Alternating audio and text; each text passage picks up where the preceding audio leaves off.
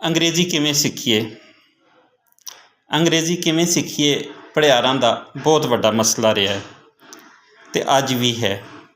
ਖ਼ਾਸ ਤੌਰ 'ਤੇ ਪੰਜਾਬ ਦੇ ਲੋਕ, ਪੰਜਾਬੀ ਪੜਿਆਰ ਜਿਹੜੇ ਨੇ ਉਹ ਅੰਗਰੇਜ਼ੀ ਜ਼ੁਬਾਨ ਬੋਲ ਲਿਖ ਪੜ੍ਹ ਸਕਦੇ ਨੇ, ਪਰ ਉਹਨਾਂ ਵਾਸਤੇ ਇਹ ਬਹੁਤ ਵੱਡੀ ਔਕੜ ਹੁੰਦੀ ਹੈ ਕਿ ਉਹ ਇਮਤਿਹਾਨ ਦੇ ਵਿੱਚ ਵੀ ਉਹ ਕਾਮਯਾਬ ਹੋ ਸਕਣ, ਕਿਉਂਕਿ ਇਮਤਿਹਾਨ ਦੇ ਵਿੱਚ ਪੂਰੀ ਗ੍ਰਾਮਰ ਨੂੰ ਸਾਹਮਣੇ ਰੱਖਿਆ ਜਾਂਦਾ ਹੈ। ਗ੍ਰਾਮਰ ਦੀ ਇੱਕ ਵੀ ਗਲਤੀ ਜਿਹੜੀ ਹੈ ਉਹ ਪੂਰੇ ਸਵਾਲ ਨੂੰ ਕੁਛ ਦਾ ਕੁਛ ਕਰ ਦਿੰਦੀ ਹੈ। ਅਤੇ ਇਸ ਨਿੱਕੀ ਜਿਹੀ ਕਿਤਾਬ ਦੇ ਵਿੱਚ ਆਰ ਕੀਤਾ ਗਿਆ ਕਿ ਬਾਲਾਂ ਨੂੰ, ਉਹ ਬਾਲ ਜਿਹੜੇ ਮਾਂ ਬੋਲੀ ਦੇ ਵਿੱਚ ਆਪਣੀ ਜ਼ੁਬਾਨ ਸਿੱਖਦੇ ਨੇ ਜਾਂ ਸਿੱਖਣਾ ਚਾਹੁੰਦੇ ਨੇ, ਉਹਨਾਂ ਨੂੰ ਇੱਕ ਕਿਤਾਬ ਜਿਹੜੀ ਉਹ ਦਿੱਤੀ ਜਾਏ ਤਾਂ ਕਿ ਉਹ ਆਸਾਨੀ ਦੇ ਨਾਲ ਆਪਣੀ ਮਾਂ ਬੋਲੀ ਦੇ ਵਿੱਚ ਅੰਗਰੇਜ਼ੀ ਸਿੱਖ ਸਕਣ।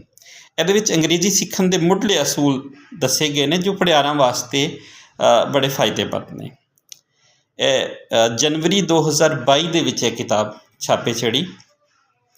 ਇਸ ਨੂੰ ਕਿਉਂਕਿ ਖੁਦ ਜਿਸ ਨੇ ਕਿਤਾਬ ਲਿਖੀ ਖੁਦ ਉਹ ਅੰਗਰੇਜ਼ੀ ਸਿਖਾਉਣ ਦੇ ਵਿੱਚ ਥੋੜ੍ਹੀ ਬਹੁਤ ਯਤਨ ਕਰਦਾ ਸੀ ਅਤੇ ਪੜਿਆਰਾਂ ਨੂੰ ਅੰਗਰੇਜ਼ੀ ਜ਼ੁਬਾਨ ਸਿੱਖਣ ਅਤੇ ਸਿਖਾਉਣ ਵਾਸਤੇ ਮਾਂ ਬੋਲੀ ਤੋਂ ਵੱਧ ਜਿਹੜਾ ਨਾ ਕੋਈ ਚੰਗਾ ਹੋਰ ਜ਼ਰੀਆ ਨਹੀਂ ਹੈ। ਅਤੇ ਜਿਵੇਂ ਕਿ ਜੁਮਲੇ ਤੋਂ ਗੱਲ ਸ਼ੁਰੂ ਕਰਕੇ ਅਸੀਂ ਇੱਥੇ ਕਿਤਾਬ ਦਾ ਮੁੱਢ ਰੱਖਿਆ ਹੈ। ਇਹ ਦੇਖੋ ਕਿ ਜਨਵਰੀ 2022 ਦੇ ਵਿੱਚ ਇਹ ਕਿਤਾਬ ਛਾਪੇ ਚੜ੍ਹੀ ਅਤੇ ਰਵੇਲ ਪਬਲੀਕੇਸ਼ਨਸ ਲਾਹੌਰ ਵੱਲੋਂ ਇਹ ਕਿਤਾਬ ਛਪੀ।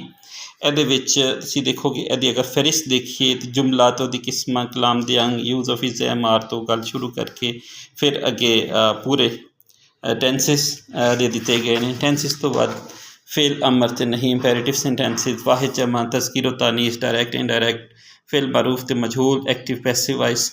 ਅੱਛਾ, ਇਹਦੇ 'ਚ ਜਿਹੜੀ ਟਰਮਨੋਲੋਜੀ ਉਹੀ ਰੱਖੀ ਗਈ ਹੈ ਕਿਉਂਕਿ ਫਾਰਸੀ ਦੀ ਜਿਹੜੀ ਉਹ ਚੱਲਦੀ ਹੋਈ ਆਮ ਹੀ ਲੋਕਾਂ ਨੂੰ ਲੁਕਾਈ ਨੂੰ ਆਸਾਨੀ ਨਾਲ ਸਮਝ ਆਉਂਦੀ ਹੈ ਅਤੇ ਉਹੀ ਰੱਖੀ ਗਈ ਤਾਂ ਕਿ ਬੱਚੇ ਜਿਹੜੇ ਨੇ ਉਹ ਸਿੱਖ ਸਕਣ ਆਸਾਨੀ ਨਾਲ। ਰੋਜ਼ ਵਰਤੇ ਜਾਣ ਵਾਲੇ ਕੁਛ ਅਲਫਾਜ਼ ਨੇ ਉਹ ਵੀ ਅਖੀਰ 'ਤੇ ਦਿੱਤੇ ਗਏ ਨੇ, ਠੀਕ ਹੈ। ਇਹਦੇ ਵਿੱਚ ਤੁਸੀਂ ਔਰ ਉਸ ਦੇ ਨਾਲ ਨਾਲ ਜੇ ਅਗਰ ਕੋਈ ਸਵਾਲ ਟਰਾਂਸਲੇਸ਼ਨ ਦੇ ਹਵਾਲੇ ਨਾਲ ਆਇਆ ਤਾਂ ਉਹ ਵੀ ਨਾਲ ਉਹਦੀ ਮਿਸਾਲ ਵੀ ਦੇ ਦਿੱਤੀ ਗਈ ਹੈ ਤਾਂ ਕਿ ਬੱਚੇ ਜਿਹੜੇ ਨੇ ਉਹ ਸਿੱਖ ਸਕਣ।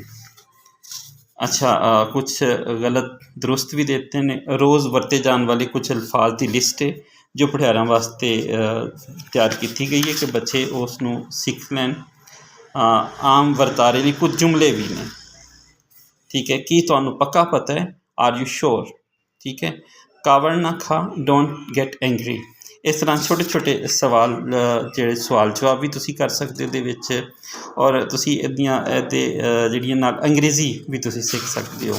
ਇਹ ਕੁਛ 120 ਸਫ਼ਿਆਂ ਦੀ ਜਿਹੜੀ ਇਹ ਕਿਤਾਬ ਹੈ ਜਨਵਰੀ 2022 ਦੇ ਵਿੱਚ ਛਾਪੇ ਚੜ੍ਹੀ। ਇਹਦਾ ਮੁੱਲ 300 ਰੁਪਏ ਰੱਖਿਆ ਗਿਆ ਸੀ। ਇਹ ਕਿਤਾਬ ਹੁਣ ਆਊਟ ਆਫ ਪ੍ਰਿੰਟ ਹੋ ਚੁੱਕੀ, ਯਾਨੀ ਮੁੱਕ ਚੁੱਕੀ ਹੈ।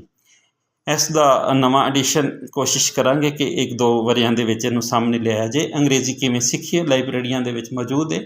ਇਹਦੇ ਵਿੱਚ ਅਗਰ ਅਸੀਂ ਘਾਟੇ ਵੇਖੀਏ ਤਾਂ ਘਾਟੇ ਇਹ ਨੇ ਕਿ ਇਹਦੇ ਵਿੱਚ ਕਿਧਰੇ ਪ੍ਰੂਫ ਦੀਆਂ ਗਲਤੀਆਂ ਉਹ ਮੌਜੂਦ ਨੇ ਕਿਉਂਕਿ ਅੰਗਰੇਜ਼ੀ ਅਤੇ ਪੰਜਾਬੀ ਲਿਖੀ ਜਾ ਰਹੀ ਸੀ ਅਤੇ ਕੰਪੋਜ਼ਿੰਗ ਦੀ ਗਲਤੀ ਜਿਹੜੀ ਉਹ ਹੋਣਾ ਜਿਹੜੀ ਉਹ ਆਮ ਨਹੀਂ ਹੋਣੀ ਨਹੀਂ ਚਾਹੀਦੀ ਸੀ ਕਿਉਂਕਿ ਬਾਲਾਂ ਵਾਸਤੇ ਲਿਖੀ, ਲੇਕਿਨ ਕੰਪੋਜ਼ਿੰਗ ਦੀ ਗਲਤੀ ਇਹਦੇ ਵਿੱਚ ਮਿਲਦੀ ਹੈ ਅਤੇ ਉਸ ਨੂੰ ਨਵੇਂ ਐਡੀਸ਼ਨ ਦੇ ਵਿੱਚ ਸਾਫ਼ ਕਰਕੇ, ਉਹਨੂੰ ਪਾਕ ਕਰਕੇ ਗਲਤੀਆਂ ਤੋਂ ਛਾਪਣਾ ਜ਼ਰੂਰੀ ਹੈ। ਅੰਗਰੇਜ਼ੀ ਕਿਵੇਂ ਸਿੱਖੀਏ, ਰਵੇਲ ਪਬਲੀਕੇਸ਼ਨਸ ਲਾਹੌਰ ਤੋਂ ਇਹ ਕਿਤਾਬ ਛਾਪੀ ਗਈ ਸੀ।